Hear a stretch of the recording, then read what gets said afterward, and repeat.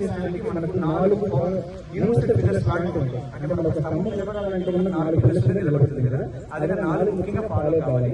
అదే టైమింగ్ అనమాట. సమయపాలన పాటించాలి.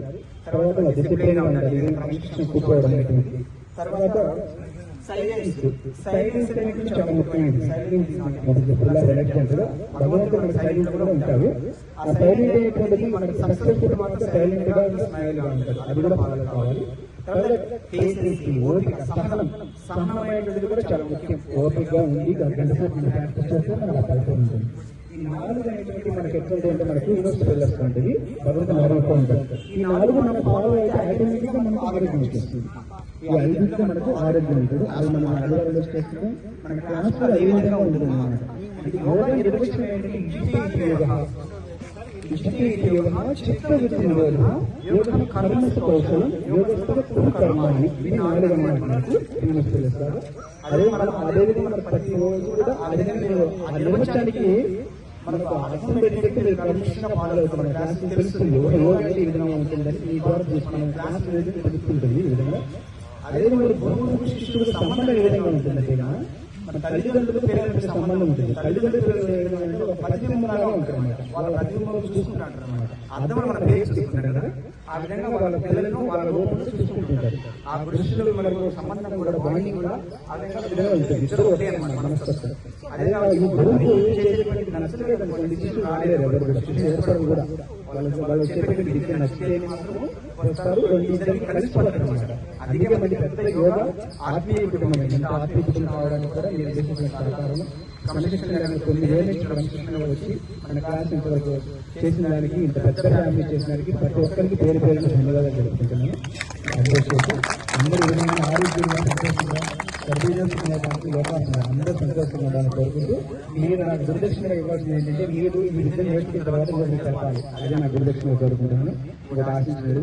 ఎందుకంటే మనం ఇక దైవ విద్యను ఆరోగ్య విద్యను ఎవరికి కూడా పంచుకున్న మనలో దాచుకోదు, మనమే ఉండాలనుకోలేదు. అందరూ బాగుండాలని కోరుకుంటూ తప్పకుండా ఏదైనా చేస్తున్నాను ఆలోచిస్తున్నాను.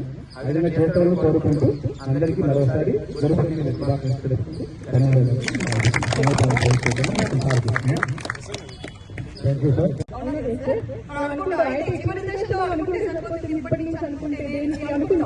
చివరి దశలో అనుకుంటాం ముందు కొన్ని రోజులు ఎట్లా ఉంది కదా అవకాశం అని, కానీ ఇప్పటి నుంచి మనకు అలవాటు లేనిది ఆ చివరి క్షణంలో ఎట్లా గుర్తుకొస్తాయైనా. దానికే ఇప్పుడు మనం ఎగ్జాంపుల్, మనం కోవిడ్ లో మనకు తెలిసిన చాలా మంది స్నేహితులు కానీ బంధువులు కానీ చుట్టుపక్కల వాళ్ళు కానీ అంత తొందరగా వెళ్ళిపోతారని కళ్ళైనా అనుకున్నారు కదా. అంటే వాళ్ళు ఎన్ని ఆశలు ఆశయాలతో ఉండింటారు, వాళ్ళు అలా జరుగుతుంది అలా వెళ్ళిపోతారని అనుకున్నారు. అంటే మృత్యువు ఏ రూపంలో ఎటువైపు నుంచి వస్తుందో తెలియదంట. అందుకని చెప్పి భగవంతుడి నామం ఆ టైంలో గుర్తు కావాలంటే ఇప్పటి నుంచి సాధన చేసుకుంటూ ఉండాలంట.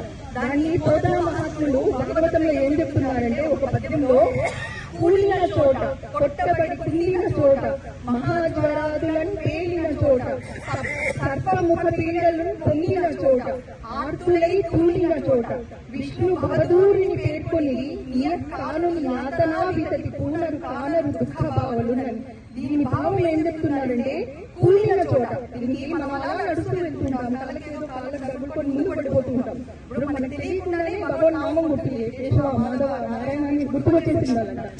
కొట్టబడి కునిన చోట మీరు అలా కూర్చొని ఉంటారు, ఏదో పరిజ్ఞానంగా లేసేస్తాం, పైన తలకి ఏదైనా స్తంభం తగులుకొని మన మాడుకి ఒకసారి తగిలింది అనుకోండి, అమ్మని మన కంటికి ఒక మెరుపు వచ్చే సంతాంశంలో కొన్ని క్షణాలు వెళ్ళిపోతాం. మళ్ళీ తేరుకున్న తర్వాత భగవన్ నామం గుర్తుకొచ్చేసిందాలంట. విషజ్వరాదులను పేలిన చోట, 104, 105 జ్వరం ఉన్నప్పుడు నిరంతరం భగవన్ నామ స్మరణ చేసుకోగలగాలంట. సర్పముఖ పీడలను పొంగిన చోట, మనం అలా నడుస్తూ వెళ్తుంటాం, అనుకోకుండా మన ముందు ఒక పాము పడగ విప్పి కనిపించనుకోండి, మనం రియాక్షన్ బాబాయ్ బాబాయ్ అనుకుంటాం, కానీ భగవన్ నామం అంటే ఎవరో గుర్తు కావాలంట. ఆర్తులై తులిన చోట, నిండా మనము ఆపదలో ఉండేటప్పుడు క్షణంలో భగవంతుని వేడుకొని ఇప్పటి నుంచి ప్రయత్నపూర్వకంగా సాధన చేస్తే తప్పితే ఆ చివరి క్షణంలో ఆయన గుర్తు కావాలంట. అది అందుకని దీనికి ఇంకొకటి గురువులు ఇంకొక బొమ్మటాఫర్ కూడా ఇస్తారు. ఏంటంటే ఇంకొక పద్యంలో, బిడ్డ పేరు పెట్టి పిలిచిననైనా విశ్రామకేలినైనా పద్య గద్య గేయ రూప భావార్థములనైనా కమలనాథుని తలుప కలుషారము అని. అంటే భగవన్నామని కేవలం ఏదో దేవుడి గదిలో ఒక చోట కూర్చొని భజన చేసుకుంటూ ధ్యానం చేసుకోవాల్సిన అవసరం కూడా లేదంట. మనం మన పనులు చేసుకుంటూ మన బిడ్డల పేర్లు పెట్టుకొని ఉంటాం. ఏ దేవుడి పేరు వాళ్ళని నోరారా పిలుచుకుంటున్నా భగవంతుని పిలుచుకుంటాను అంటే ఆ విశ్రామకేలి నేను ఆటపాటలు ఆడుకునేటప్పుడు టీమ్స్కి దేవుడి పేరు పెట్టుకుంటా అట్లా పిలుచుకున్నా నేను కొలుచుకున్నట్టేనంట. పద్య గద్య ఏ రూపమైనా సరే భగవన్ నామం ఉంటే చాలంట ఆయన్ని మనం పిలుచుకున్నట్టేనంట. ఈ విషయాన్ని నేను తెలుసుకున్న తర్వాత నేను రిలీజ్ అయ్యి మా పిల్లల్ని నేను చిన్నప్పుడు ఏదో ముద్దు పేరుతో పిలుచుకునేదాన్ని. ఈ తర్వాత నేను రిలీజ్ అయిన తర్వాత వాళ్ళని రామకృష్ణ శ్రీధర్ అని నోరారా పిలుచుకుంటున్నాను.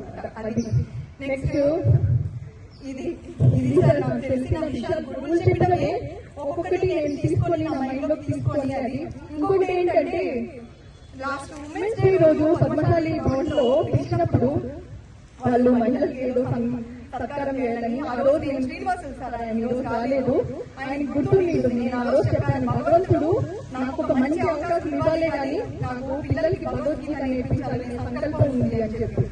అయితే ఇప్పుడు అనుకోలేదు, ఎప్పుడో నా బాధ్యతలు అయిపోయిన తర్వాత అనుకున్నాను.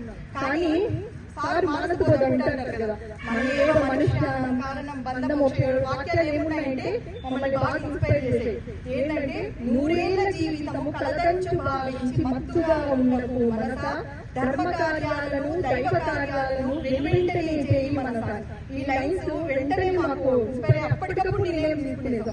ఎప్పుడో బాధ్యతలన్నీ అయిపోయాక వయసు అంతా అయిపోయిన తర్వాత శక్తి అంతా తగ్గిపోయిన తర్వాత మొదలు పెట్టి ఏం చేయగలుగుతాం? అన్ని పనులు ఉంటాయి కాదను, అన్ని పనులు ఇంకొకటి మొదలు పెట్టేద్దామని చెప్పి 2 రోజుల ముందు నిర్ణయం తీసుకున్నాం. అది భగవంతుడు వల్ల అది జరుగుతుంది. పిల్లలు కొద్దిమంది వచ్చినా జరిగిపోతుంది.